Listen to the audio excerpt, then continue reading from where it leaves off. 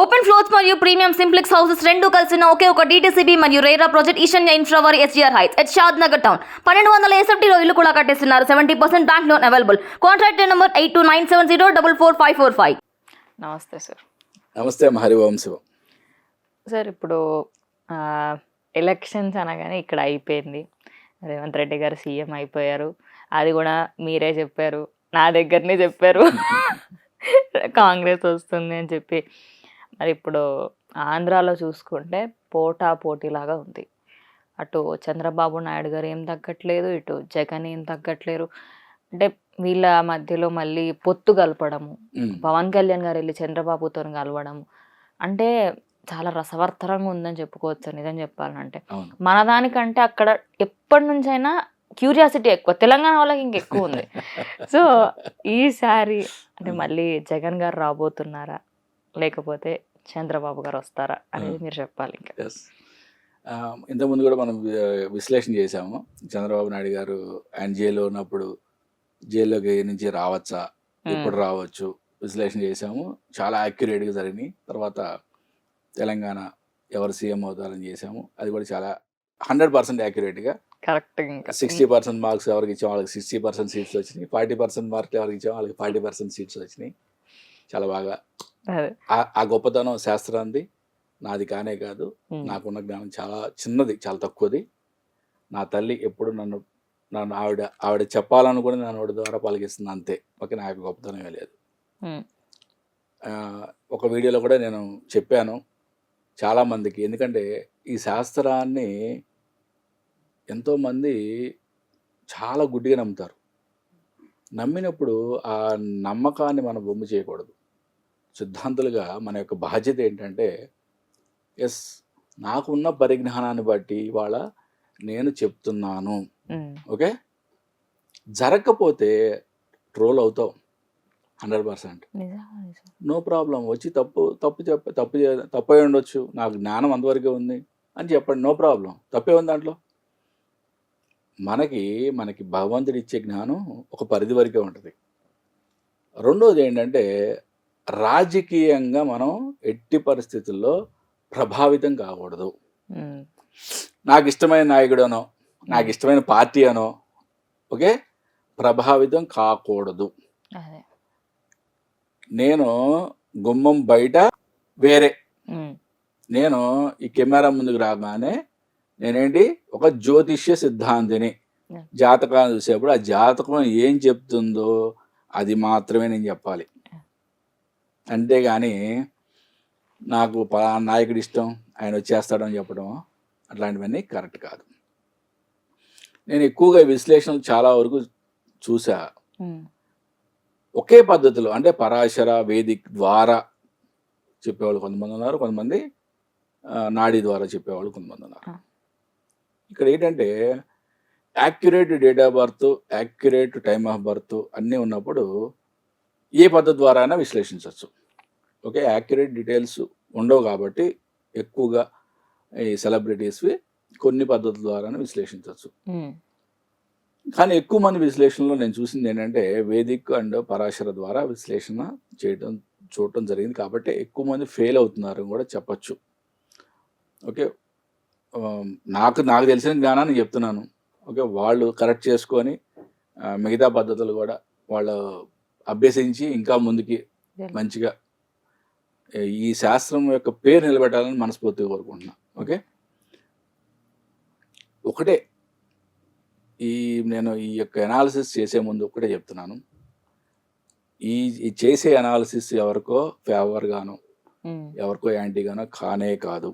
ఎటువంటి రాజకీయ ఉద్దేశం దీని వెనకాల లేదు. ఓకే, జాతకం చూసినప్పుడు నా తల్లి మహాగౌరి నాకు ఏమి చెప్పిందో అది మాత్రమే చెప్తున్నా. నాకు ఉన్న జ్ఞానంలో, నా పరిజ్ఞానంలో నాకు ఎంతవరకు తెలుసో అంతవరకు చెప్తున్నా. ఓకే, దీన్ని ఎవ్వరు కూడా వేరే విధంగా భావించొద్దు. అందరూ కూడా మంచిగా ఉండాలి. ఓకే, అందరికీ మంచి జరగాలి. ఒకసారి మీకు నేను బోర్డు మీద అంటే చంద్రబాబు నాయుడు గారిది, నెక్స్ట్ వైఎస్ జగన్మోహన్ రెడ్డి గారిది, పవన్ కళ్యాణ్ గారిది ముగ్గురు జాతకాలు కూడా నేను వేసి వాళ్ళ యొక్క న్యూమరాలజీ డేట్స్ ప్రకారం కూడా వాళ్ళది ఎలా ఉన్నాయి బలాబలాలు, ఎవరు నెక్స్ట్ సీఎం కాబోతున్నారు అని కూడా మనం మాట్లాడుకుందాం. హరి ఓం శివం. ఈరోజు 2024 ఆంధ్రప్రదేశ్ సీఎం ఎవరు అనే దాని మీద జాతక విశ్లేషణ చేస్తున్నాం. ఇది ఏ పార్టీకో సపోర్ట్గానో ఏ పార్టీకో వ్యతిరేకంగానో చేసేది కానే కాదు. నా తల్లి మహాగౌరి నా గురువులు ఇచ్చిన జ్ఞానం, నా పరిజ్ఞానం నాకు సహకరించినంత వరకు ఈ జాతకాలను విశ్లేషించి ఏం జరగబోతుంది అనేది చెప్పే ప్రయత్నం చేస్తాను. మాజీ ముఖ్యమంత్రి చంద్రబాబు నాయుడు గారు, ఆయన జాతకం కృతిగా 3వ పాదం. అంటే మనం ప్రతి జాతకంలో కూడా ప్లస్లు ఏమున్నాయి మైనస్లు ఏమున్నాయి ఒకసారి చెక్ చేసుకుందాం. చంద్రబాబు నాయుడు గారి జాతకంలో రవి ఉచ్చ, చంద్రుడు ఉచ్చ, ఈ 2 గ్రహాలు ఉచ్చ స్థితిలో ఉన్నాయి. యోగాలు శుక్రుడు ప్లస్ గురువు కలవడం, అంటే ఇద్దరు గురువులు కలిసి ఉండడం అనేది ఒక యోగ కారకం. ఇవే కాకుండా కొన్ని ఇండైరెక్ట్ యోగాలు కూడా ఉన్నాయి. కుజ కేతువులు కలయిక, దీని భస్మాసుర యోగం అంటాం. అంటే చంద్రబాబు నాయుడు గారు ఆయన చేసే తప్పులకి ఆయనే బలైపోతాడు అన్నమాట ఒక్కొక్కసారి. దాన్ని భస్మాసుర యోగం అంటాం. మన వైఎస్ జగన్మోహన్ రెడ్డి గారి జాతకంలోకి వచ్చేప్పటికి ఈయనకి అంటే ఏ గ్రహాలు కూడా ఉచ్చులో లేవు, కానీ కుజుడు స్వక్షేత్రంలో ఉన్నాడు, గురుడు కూడా స్వక్షేత్రంలో ఉన్నాడు. రవి గురుల కలయిక, శుక్రమంగళ యోగం, ఇటువంటి యోగాలు ఉన్నాయి. ఇవి కాకుండా కొన్ని ఇండైరెక్ట్ యోగాలు కూడా ఉన్నాయి. నెక్స్ట్ మన పవన్ కళ్యాణ్ గారిది ఈ జాతకంలో వచ్చేప్పటికి కుజుడు ఉచ్చస్థితిలో ఉన్నాడు, రవి స్వక్షేత్రంలో ఉన్నాడు, బుధ ఆదిత్య యోగం ఈయనకు ఉంది. ఓకే, ఇవి కాకుండా కొన్ని ఇండైరెక్ట్ యోగాలు కూడా ఈయన జాతకంలో మనకి పరిశీలించవచ్చు. మనకి న్యూమరాలజీ ప్రకారం వచ్చేప్పటికి చంద్రబాబు నాయుడు గారిది 2 and 3 code, YS Jaganmohan Reddy గారిది 3 and 7 కోడు, పవన్ కళ్యాణ్ గారిది 2 and 2 కోడు.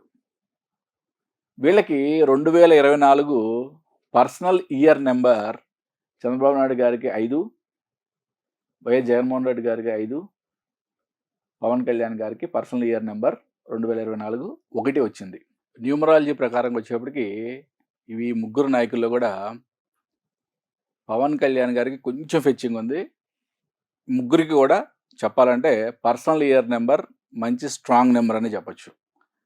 ఇక పూర్తిగా జాతక విశ్లేషణలోకి వద్దాం మనం. ఓకే, ఇప్పుడు జన్మ జాతకం మనం ఇప్పుడు ఇంతకుముందు తెలంగాణ ఎలక్షన్లో కూడా మనం మాట్లాడుకున్నాం క్లియర్గా. ఎవరైనా సరే కేసీఆర్ గారి జాతకం చూస్తే అద్భుతమైన యోగకారం అంటారు, ఎవరైనా రేవంత్ రెడ్డి గారి జాతకం చూస్తే అది యోగకారకంగా లేదని అంటారు. బట్ గోచారం ఎప్పుడైతే ఎంత ప్రభావం చూపిస్తుంది అనేది చాలా ఇంపార్టెంట్.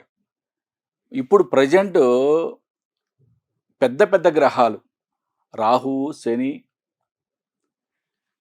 ఇటువంటి పెద్ద గ్రహాలు, గురువు, ఇటువంటి పెద్ద గ్రహాలన్నీ కూడా ఏ స్థానాల్లో గోచారంలో ఎటువంటి ఫలితాలు ఇస్తున్నాయి ఈ ముగ్గురు రాజకీయ నాయకులకి అనేది మనం ఇప్పుడు విశ్లేషణ చేద్దాం. ఇప్పుడు ప్రజెంట్ మేషంలో గురువు గోచారం జరుగుతుంది, మీనంలో రాహు గోచారం జరుగుతుంది. ఓకే, ఒక ఎగ్జాంపుల్గా మనం ఇక్కడ రాసి చూపిద్దాం. ఇక్కడ గురువు, ఇక్కడ రాహువు, ఇక్కడ శని. ఓకే, ముగ్గురికి కూడా అంటే ఏ జాతకానికైనా కూడా గోచారం అనేది ఫిక్స్ ఇది. ఓకే, మేషంలో గురువు, మీనంలో రాహువు అండ్ కుంభంలో శని యొక్క సంచారం జరుగుతుంది ప్రజెంట్. ఇప్పుడు ఇదివరకు రాజకీయ విశ్లేషణ చేసేటప్పుడు రవి, బుధుడు, ఇంకా కొన్ని గ్రహాలని పరిగణలో తీసుకునేవాళ్ళం మెయిన్ ఇంపార్టెంట్గా. బట్ ఇప్పుడు రాజకీయాలన్నీ మారిపోయినాయి కదా. ఇప్పుడు మెయిన్ ఇంపార్టెంట్గా కుట్రలో కుతంత్రాలు కాబట్టి ఇప్పుడు మెయిన్ ఇంపార్టెంట్గా రాహువు, శని యొక్క ప్రభావం మెయిన్ ఇంపార్టెంట్గా తీసుకోవాలి. రవి, గురువు, శుక్రుడు ఇవన్నీ పక్కకు ఉన్నా కానీ, కుజుడు పక్కకు ఉన్నా కానీ రాహు, శని యొక్క ఇంపార్టెన్స్ చాలా ఎక్కువ. మనం ఇంతకుముందు చంద్రబాబు నాయుడు గారు జైలు నుంచి రిలీజ్ అవుతారు. ఓకే. రాహు మీద రాహు రావడం అనేది చాలామంది ఇనాస్పీషియస్గా ఫీల్ అవుతారు. బట్ ప్రతి దానికి 2 సైడ్స్ ఉంటాయి కాయిన్కి. రాహు మీద రాహు రావడం అంటే ప్రత్యర్థి నల్లిఫై అయిపోవడం. ఓకే. ప్రత్యర్థి నల్లిఫై అయిపోవడం. నేను ఆ వీడియోలో కూడా మీకు చెప్పాను క్లియర్గా. కాబట్టి ఆయనకి ప్రత్యర్థి ఎదురుగా నిలవడం అనేది కష్టం అని కూడా చెప్పాము ఆ వీడియోలో. అంటే మనకిక్కడ ప్రతి కాంబినేషన్లో కూడా ఓన్లీ నెగిటివ్ సైడే కాదు, second side of the coin కూడా మనం విశ్లేషణ చేయాలి. ఓకే. ఇప్పుడు మనకి ఇక్కడ చంద్రబాబు నాయుడు గారి జాతకంలో రాహు, శని అంటే రవి, బుధుడు, బుధాదిత్య యోగం ఉంది. ఆయనకి మేషంలో గురువు యొక్క బలం పెరిగింది. అంటే రాజనీతి మీద గురువు యొక్క బలం పెరిగింది. నెక్స్ట్ గురు, శుక్రులకి శని యొక్క బలం పెరిగింది. రాహు మీద రాహు రావడం అనేది చాలా అంటే ఇనాస్పీషియస్గా ఫీల్ అవుతారు చాలామంది. But second side of the coin Rahu మీద రాహు రావడం అనేది ప్రత్యర్థులు నిలబడలేకపోవడం, శత్రు నాశనం చేస్తుంది. ఓకే. ఈయన యొక్క జాతకం ఈ విధంగా విశ్లేషణ ఉంది. వైఎస్ జగన్మోహన్ రెడ్డి గారికి వచ్చేటప్పటికి గురువు మేషంలో ఉంది, రాహు మీనము, కుంభంలో శని. ఓకే. ఈయనకి బుధ, శుక్ర, కుజులకి రాహుతో సంబంధం ఏర్పడటం, గురువు, రవి, రాహుకి గురువుతో సంబంధం ఏర్పడటం. అంటే గురువు, రవి, రాహుకి గురువుతో సంబంధం ఏర్పడడం బలం. బుధ, శుక్రు, కుజులకి రాహుతో సంబంధం ఏర్పడడం వీక్. అంటే ఈ యొక్క చక్రం ఓవరాల్గా రాహు, శని యొక్క ప్రభావాన్ని మనం చూసి పరిగణలో తీసుకున్నట్లయితే గోచార ఫలం కొంచెం తక్కువగా ఉందని చెప్పుకోవచ్చు. నెక్స్ట్ మనం పవన్ కళ్యాణ్ గారి చూద్దాం. పవన్ కళ్యాణ్ గారికి ప్రజెంట్ రాజకీయ చిత్రంలో కావాల్సిందేంటి? రాహు, శని యొక్క బలం. ఈయనకి పుట్టుకతోనే శని, రాహువులు 1-5లో ఉన్నారు. అంటే ఈయన పుట్టుకతోనే ఒక రాజకీయ నాయకుడు. ఆయన తర్వాత మరి రాజకీయం అనేది బయటకు వచ్చిందేమో తెలియదు కానీ బట్ ఈయన పుట్టుకతోనే రాజకీయం ఉంది. మరి ఇప్పుడు ప్రజెంట్ గురు, శని, రాహు యొక్క సంచారం ఏ విధంగా ఈయనకి ప్లస్ అవుతుందో చూద్దాం. రవి, బుధు, శుక్రులకి మేషంలో ఉన్న గురువు యొక్క బలం ఇవ్వటం. అంటే ఏప్రిల్ ఎండింగ్ వరకు గురు సంచారం మేషంలోనే ఉంటుంది. ఓకే. ఏప్రిల్ ఎండింగ్ లోపు ఎలక్షన్లు జరిగితే నేను చెప్పే ప్రిడిక్షన్స్ 100%. ఓకే. అంటే నా జ్ఞానాన్ని నాకు ఉన్న జ్ఞానాన్ని, నాకు ఉన్న పరిజ్ఞానాన్ని, నాకు తల్లి చెప్పిన విశ్లేషణని మాత్రమే ఇక్కడ చెప్తున్నాను. నాకు తెలిసినంత వరకు ఇదే జరుగుతుంది. ఇక్కడ పవన్ కళ్యాణ్ గారికి గురువు, రవి, బుధ, శుక్రులకి గురువు యొక్క అద్భుతమైన బలం ఏర్పడటం, శని యొక్క బలాన్ని కూడా ఏర్పడటం, ఆయనకి పుట్టుకతోనే రాహు, చంద్రుల యొక్క బలం ఉండటం. ఇంకొక అద్భుతమైన విషయం ఏంటంటే ఈ 3 జాతకాలను పరిశీలించినప్పుడు ఇప్పుడు చంద్రబాబు నాయుడు గారు, పవన్ కళ్యాణ్ గారు పొత్తులో ఉన్నారు. ఈ 2 జాతకాలని కలిపినప్పుడు విపరీతమైన యోగకారకాలు కనబడుతున్నాయి. అంటే ఎప్పుడు కూడా ఒక మనిషి ఇంకొక మనిషితో కలిసినప్పుడు ఏ విధంగా ఉంటుందనేది మనం ఎక్కువగా విశ్లేషణ చేస్తాం. ఏంది న్యూమరాలజీ ప్రకారం 2వ నెంబరు, ఏంది న్యూమరాలజీ ప్రకారం 2వ నెంబరు. 2 అంటే చంద్రుడు తల్లితో పోలుస్తాం. ఎప్పుడైతే ఇద్దరు 2 నెంబర్స్ కలిసేటప్పుడు వాళ్ళ యొక్క మనస్తత్వాలు ఒకటే రకంగా ఉంటాయి. ఓకే. రెండోది ఈ జాతకాల యొక్క రెండింటిని కూడా పక్క పక్కన పెట్టినప్పుడు ఒకదానికి ఒకటి సపోర్టివ్గా ఉన్నాయి. చాలా అద్భుతంగా సపోర్టివ్గా ఉన్నాయి. ఇంకొక అద్భుతమైన విషయం ఏంటంటే నా విశ్లేషణ ప్రకారం చంద్రబాబు నాయుడు గారు, పవన్ కళ్యాణ్ గారు గవర్నమెంట్ ఫామ్ చేస్తారు. ఇక్కడ ఒక అద్భుతమైన విషయం ఏంటంటే, ఎవరు ఏమైనా అనుకోండి, పవన్ కళ్యాణ్ గారు సీఎంకి తగినటువంటి ప్లేస్ ఆయనకి ఇవ్వడం జరుగుతుంది. ఇది నా విశ్లేషణ. పవన్ కళ్యాణ్ గారు ఎయిదర్ డిప్యూటీ సీఎం అవుతారా, లేకపోతే సీఎం కుర్చీలో కూర్చుంటారా, లేకపోతే సీఎం సీట్ని షేరింగ్ చేసుకుంటారా అనేది రాజకీయ విశ్లేషణలకు మనం పోవద్దు. ఈ జాతకం ప్రకారం పవన్ కళ్యాణ్ గారికి సీఎంతో సమానమైన స్థితి ఏర్పడబోతుంది అని మాత్రం నేను ఘంటాపథంగా చెప్పగలను. ఓకే, ఇది కరెక్ట్ కాకపోతే నేను శాస్త్రాన్ని వదిలేస్తా, ఇటువంటి శబ్దాలు నేనేం చేయను. నా శాస్త్రం అద్భుతమైనది. ఇప్పటి వరకు నేను చేసిన విశ్లేషణలు ఏవి కూడా తప్పు కాలేదు. శాస్త్రాన్ని శాస్త్రంగా చూస్తే ఎప్పుడు తప్పు కాదు. మనకి మన జాతకం చూసినప్పుడు జాతకం ఏం చెప్తుందో అది చెప్తే ఎప్పుడు తప్పు జరగదు.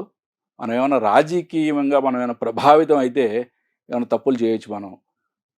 నా విశ్లేషణ ప్రకారం చంద్రబాబు నాయుడు గారు, పవన్ కళ్యాణ్ గారు రేపు జరిగే ఆంధ్రప్రదేశ్ ఎలక్షన్లో 100% వాళ్ళే విజయం సాధిస్తారు. వాళ్ళే గవర్నమెంట్ ఫామ్ చేస్తారు. ట్విస్ట్ ఏంటంటే పవన్ కళ్యాణ్ గారికి సీఎంకి సమానమైన హోదా వస్తుంది. ఇది నా విశ్లేషణ. గురువుగారు, అంటే ఒక ఎప్పటికీ ఇంకా పవన్ కళ్యాణ్ గారి ఫ్యాన్స్ జీవితాంతం గుర్తుపెట్టుకుని ఒక లైన్ చెప్పేశారు. సో 2024 వరకు వెయిట్ చేసి అంత కూడా చాలా మందికి ఇప్పుడు ఉండాలనుకుంటా వీడియో చూసిన తర్వాత. సో నిజంగా అదే అవ్వాలని మనస్ఫూర్తిగా యాజ్ ఏ ఫ్యాన్గా కోరుకుంటున్నాను. Thank you sir. లేదమ్మా, అంటే ఒకటి జాతకం చూసినప్పుడు జాతకం అక్కడ ఏం కనపడిందో అది చెప్తాం, అంతవరకే. దీంట్లో ఎటువంటి అంటే ఎవరో ఇంట్రెస్టెడ్ పీపుల్ ఉన్నారని లేకపోతే ఇంట్రెస్ట్ లీడర్ ఉన్నారని చెప్పడం అనేది అసలు ఎట్టి పరిస్థితుల్లో ఉండదు. నా జాతక విశ్లేషణ ఎప్పుడు ఉండదు. Thank you. నమస్తే అమ్మ, హరి ఓం శివం. సో ఈ వీడియో మొత్తంలో గురువు గారు కానివ్వండి, నేను కానివ్వండి, ఎలాంటి యాంటీ కాకుండా ఎవరిపైన ఎలాంటి కోపాలు ద్వేషాలు ఏమీ లేవు. గురువుగారు ఆయనకున్న అనుభవంతో చెప్పారు. అండ్ అలాగే ఓవరాల్గా నెక్స్ట్ సీఎం గురించి కూడా మాట్లాడడం జరిగింది. సో ఇది వాళ్ళ వీడియో. ఇంకో వీడియోతో మళ్ళీ కలుస్తాం. అంతవరకు చూస్తూ ఉండండి క్యూబ్ టీవీ.